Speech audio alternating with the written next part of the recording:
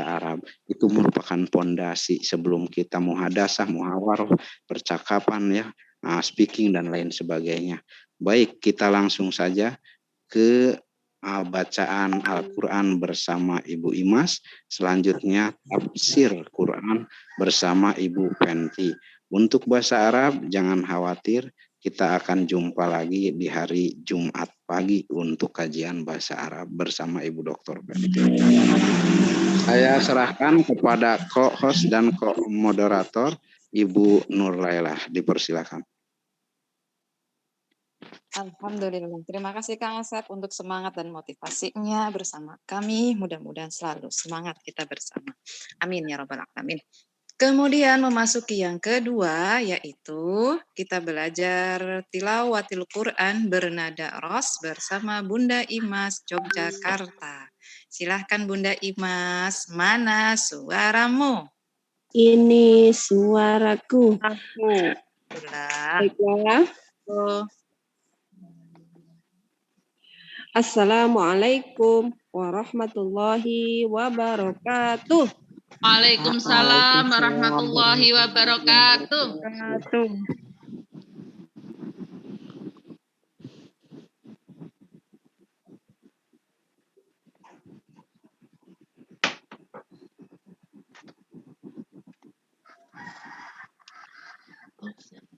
Kalau kemarin sampai ayat berapa ya? 16 ya? Asam tuh ada berapa ayat? Mari kita bersama-sama membaca dari awal. 1, 2, 3. A'udzu billahi minasyaitonir rajim. Monggo bersama-sama. A'udzu billahi minasyaitonir rajim. Bismillahirrahmanirrahim.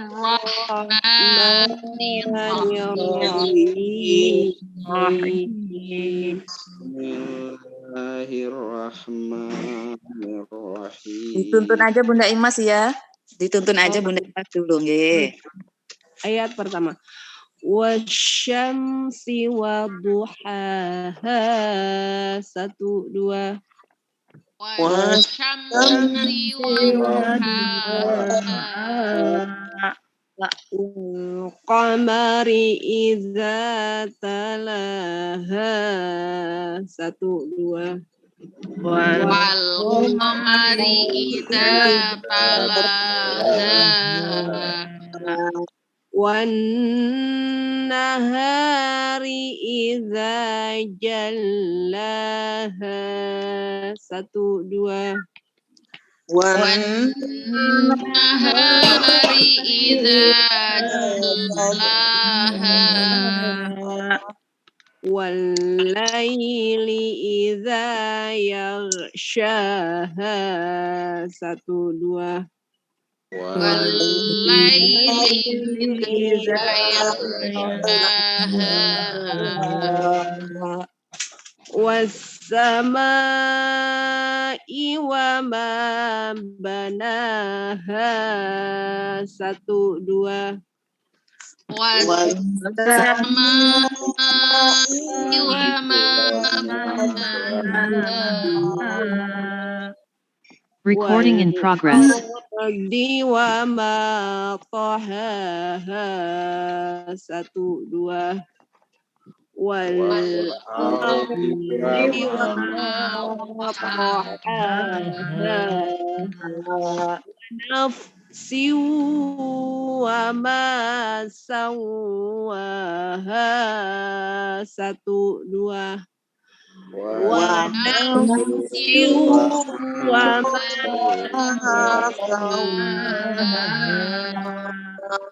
alhamaha fujuraha wa taqwaha. 1, 2.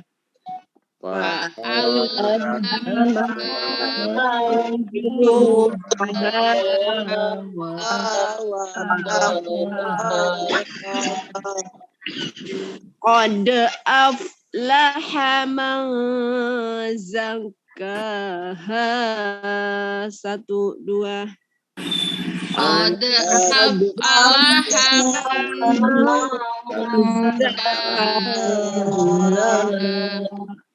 wa qad khaba man dassaha. 1, 2.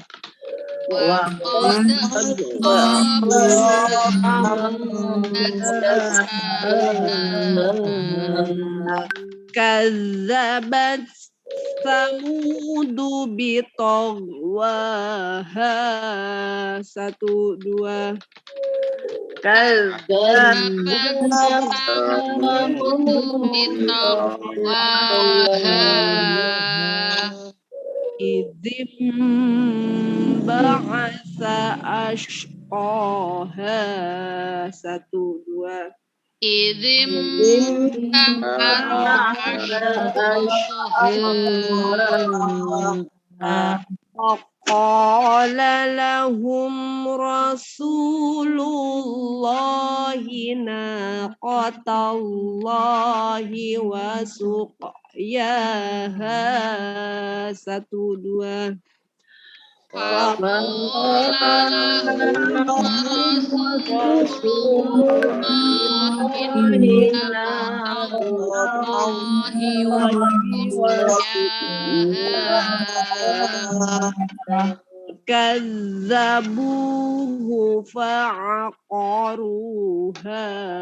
1, 2.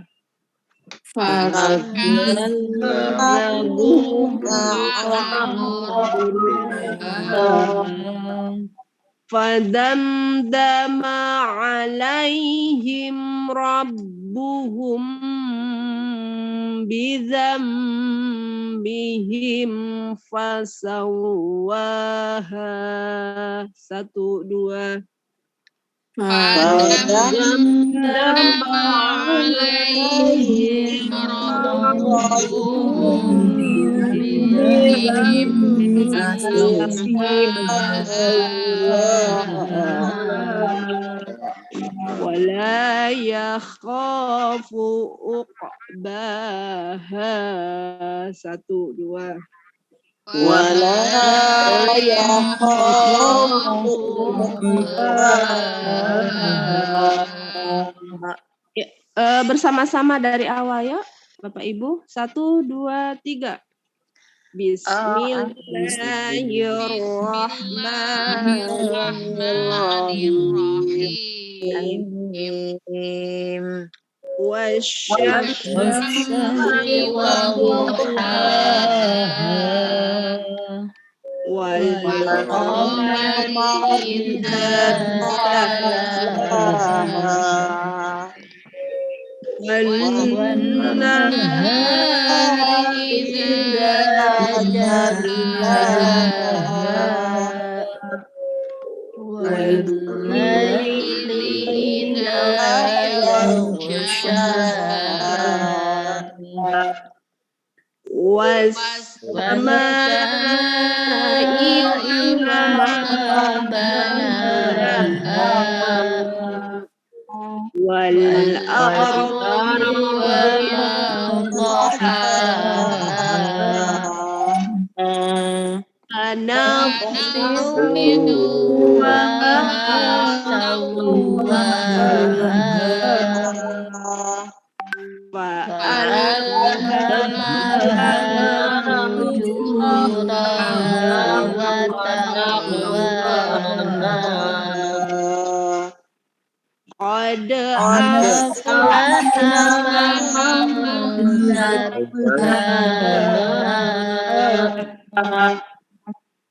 wa qad khaba man dassaha kadzdzaba Samudu bitagwaha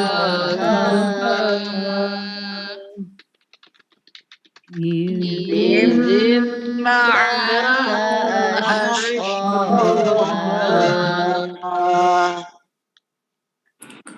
wa qala lahum Rasulullahi nafqatallahi wa suqiyaha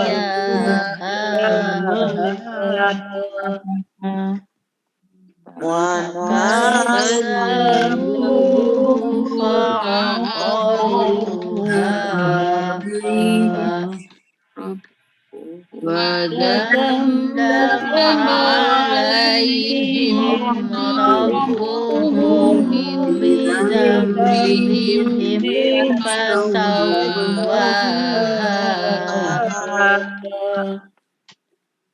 ولا يخاف عقباها صدق الله العظيم.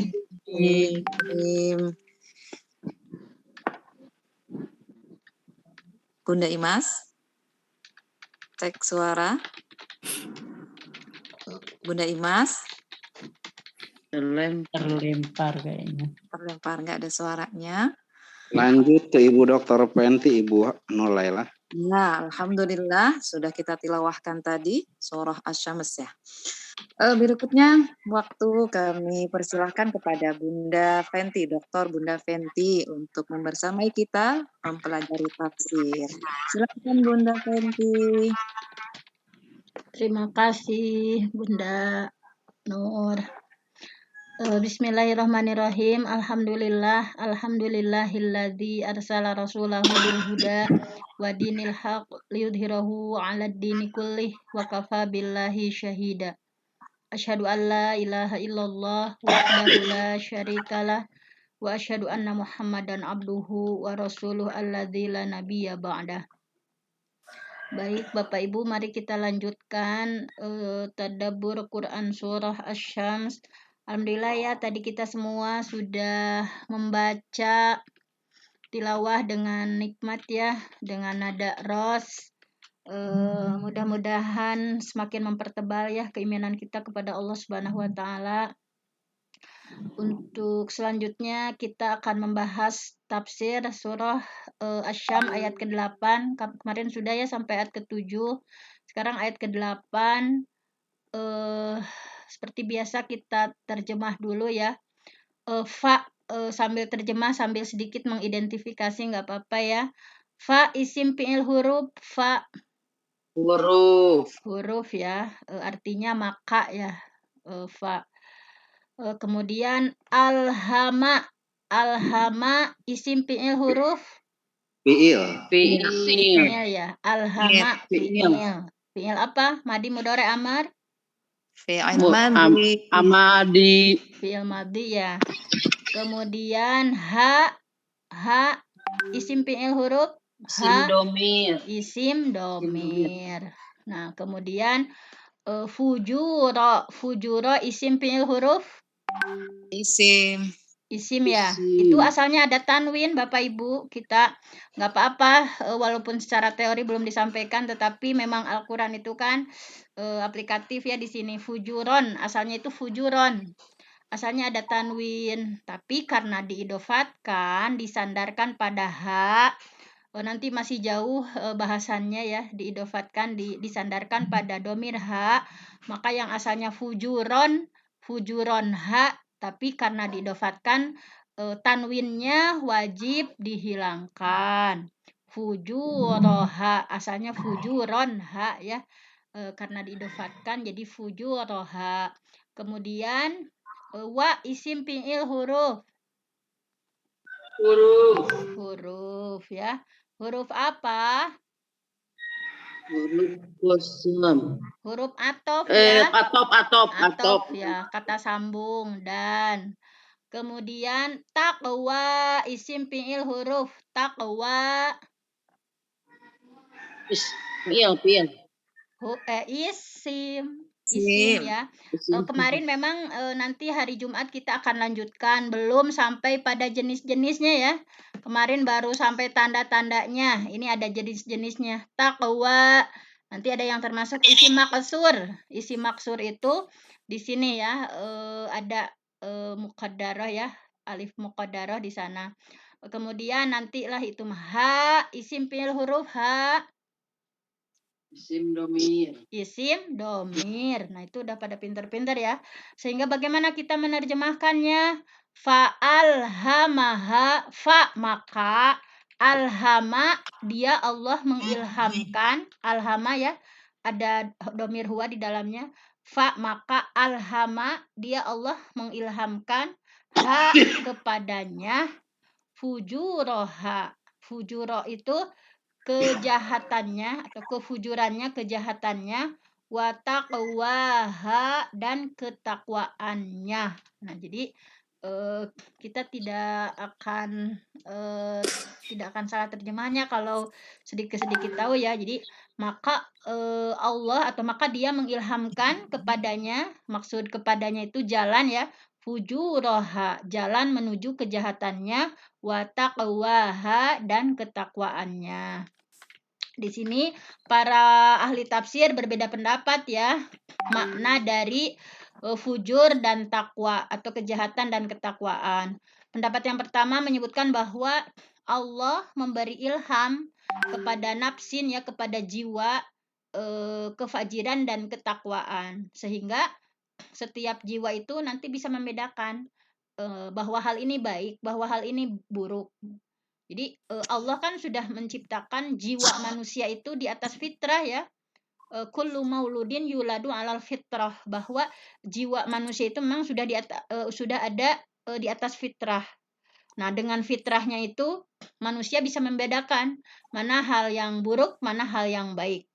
Nah, pada dasarnya kan jiwa itu hati nurani kita ya, atau jiwa itu kan tidak suka dengan sesuatu yang buruk, tapi senangnya sesuatu yang baik. Karena setiap orang kan bisa merasakan, misalkan ketika seorang pendusta saja, dia itu seorang tukang bohong, tetapi ketika dibohongi oleh orang lain, maka ia pun tidak suka ya. Kecuali hal-hal yang subhat, nah itu masih samar. Tetapi kalau seperti kezaliman, misalkan mencuri, misalkan seorang pencuri pun sebetulnya dia menyadari bahwa mencuri itu salah misalkan.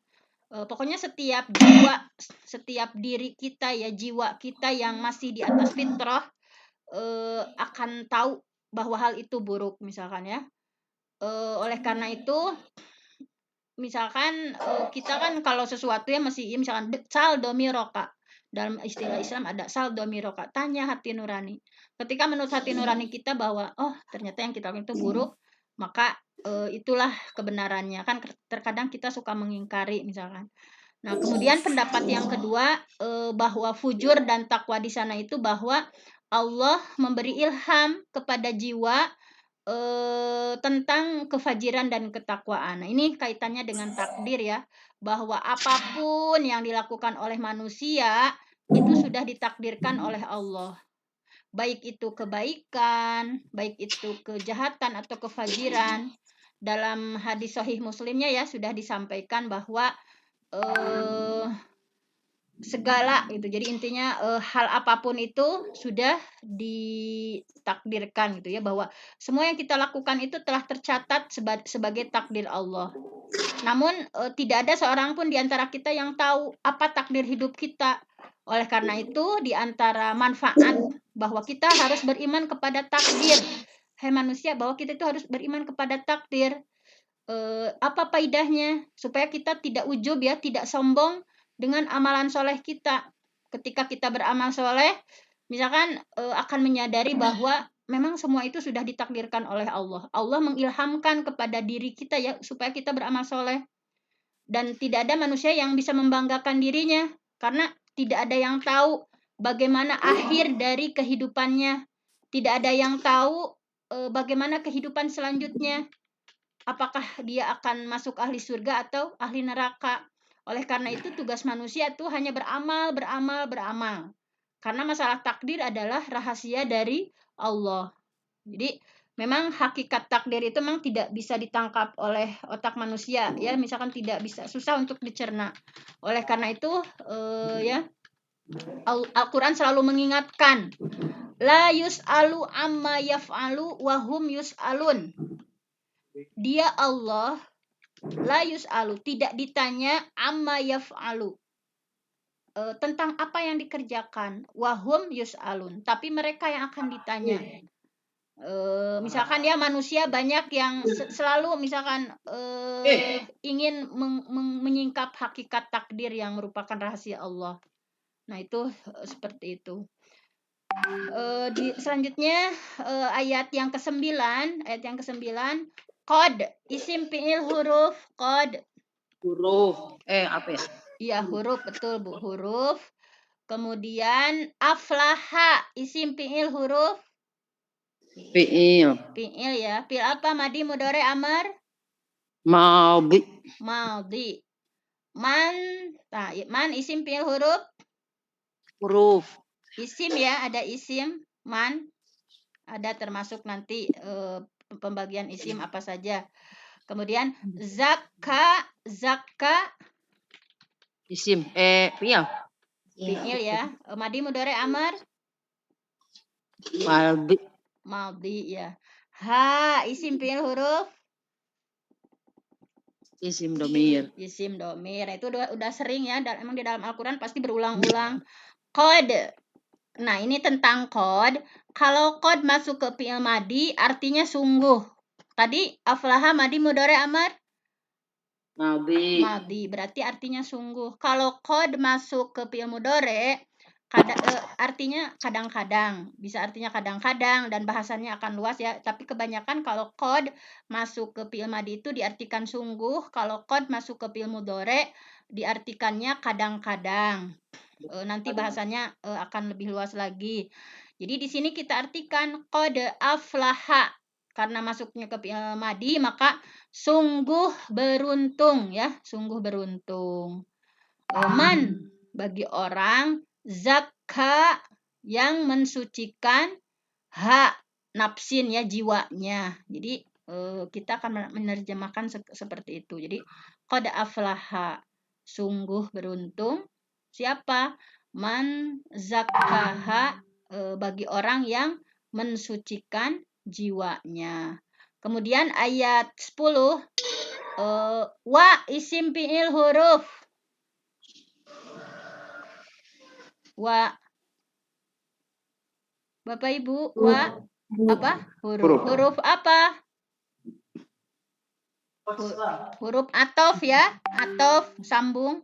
Kata sambung. Wa, dan kan. Kalau dan berarti huruf atof. Qad, isim fi'il huruf. Huruf. Huruf. Khoba, isim fi'il huruf. Fi'il. Fi'il. Fi'il madi mudhari amar. Madhi. Maldi. Kemudian man, isim fi'il huruf. Huruf. Huruf. Isim ya, isim. Kemudian dasa, isim fi'il huruf. Fi'il. Fi'il. Madi mudhari amar. Madhi. Maldi. Kemudian ha, isim fi'il huruf. Isim domir. Isim domir. Nah, itu isim domir berkali-kali ya.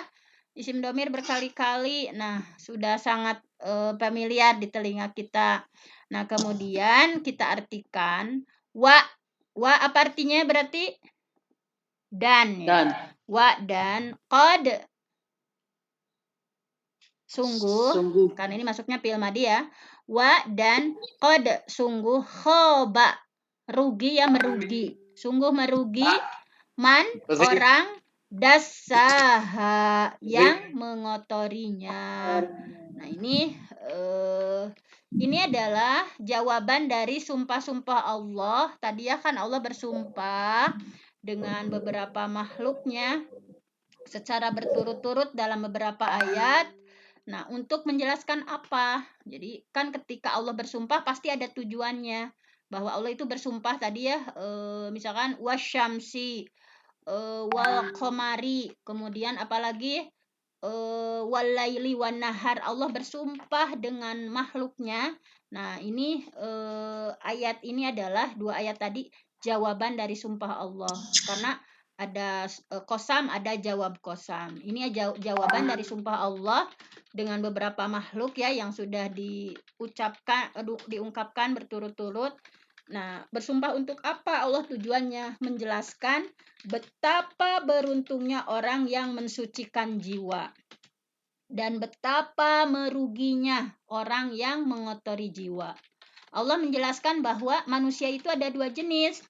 Ada manusia yang berusaha mensucikan jiwanya. Ada juga manusia yang mengotori jiwanya. Nah, dan Allah telah memberikan petunjuk ya kepada seseorang mana jalan kebenaran dan mana jalan keburukan. Pilihan ada di tangannya. Nah, jadi sesungguhnya mensucikan jiwa itu tidak mudah ya Bapak Ibu, sebagaimana kita tahu bahwa butuh perjuangan yang tidak ringan. Terlebih lagi Allah menciptakan dunia ini penuh syahwat ya, yang manusia memang sangat tertarik. Sebagaimana dalam hadis Muslim, hufatil jannah, surga itu diliputi bil makarih, perkara-perkara yang dibenci. Jadi jalan ke surga itu memang dipagari dengan bil makarih, hal-hal yang dibenci jiwa ya. Wa hufatin nar, sedangkan neraka itu dipagari dengan apa? Bisyahawat, dengan perkara-perkara yang disukai syahwat. Jadi intinya sebelum kita memperhatikan amalan jisim ya, amalan badan, hal yang pertama yang harus kita lakukan adalah mensucikan jiwa dulu, mensucikan hati. Jadi setiap kita itu oleh Allah disuruh untuk membersihkan hati kita dari berbagai kemusyrikan, sikap suudzon kepada Allah, misalkan sikap sombong, sikap hasud kita, dengki, misalkan ya, ria, dan penyakit hati lainnya. Karena orang-orang yang hanya memperhatikan amalan dohir ya, amalan badan, tetapi lupa memperhatikan jiwa, maka rentan untuk futur, nantinya malas beribadah. Misalkan tadinya semangat sholat, tadinya semangat saum, semangat sedekah, tetapi karena tidak memperhatikan keadaan jiwanya, tidak memperhatikan hatinya, tidak memperhatikan keikhlasannya, maka suatu saat gampang berubah. Oleh karena itu yang paling utama apabila kita ingin mensucikan jiwa adalah sucikan hati kita dulu. Kemudian baru amalan zahir dan amalan lisan. Sehingga kita termasuk golongan orang-orang yang beruntung. Nah, seperti itu. Jadi salah satu contoh ya yang bagaimana seseorang bisa mengotori jiwa itu dengan berbuat seenaknya ya, memuaskan hawa nafsunya. Nah, sehingga nanti di ayat berikutnya bagaimana nasib kaum Samud yang mereka itu selalu mengikuti hawa nafsu, tidak mau mensucikan jiwa. Mungkin hari ini hanya itu saja. Wassalamualaikum warahmatullahi wabarakatuh. Waalaikumsalam warahmatullahi wabarakatuh. Alhamdulillah, yang tadi uraian dari penuh menggunakan jazakumullah khairan katsira. Selanjutnya saya kembali lagi waktunya.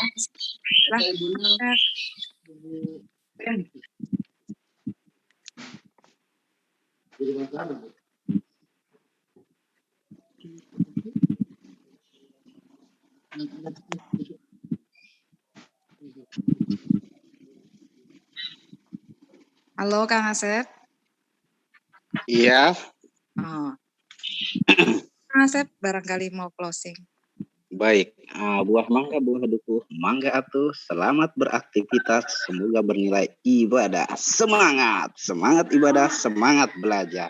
Assalamualaikum warahmatullahi wabarakatuh. Waalaikumsalam warahmatullahi wabarakatuh. Saya izin menutup ruangan ya.